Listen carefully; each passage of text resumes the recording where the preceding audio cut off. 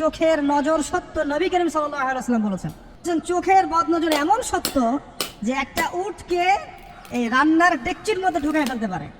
আর একটা উট খুব সুন্দর ভালো, আপনি দেখছেন মাশাআল্লাহ বলেন নাই, নজর লেগেছে, উটটা মারা গেছে জেনে দেন, তারপর তাকে জবাই করে খেয়ে ফেলতে হয়েছে। যখন মাশাআল্লাহ বলবেন, সুবহানাল্লাহ বলবেন, নজরটা লাগবে না। আর যখন আপনি মাশাআল্লাহ বলবেন না, সুবহানাল্লাহ বলবেন না, দেখবেন নজর লেগে গেছে।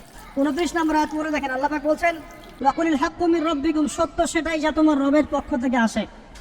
ফামান শাআ ফালইউমিন, যার ইচ্ছা হয় বিশ্বাস করুক, ওয়ামান শাআ ফালইয়াকফুর, যার ইচ্ছা হয় সে অস্বীকার করুক। হ্যাঁ, ইসলামে কিছু কাজ করলেন একদম মানুষকে না দেখাইতে পারলে ঘুম হচ্ছে না, এগুলো বন্ধ করেন, এগুলো বন্ধ করে দেন আল্লাহর ওয়াস্তে। অফলাইনে কাজ করেন, নিজেকে গোপন করার চেষ্টা করেন।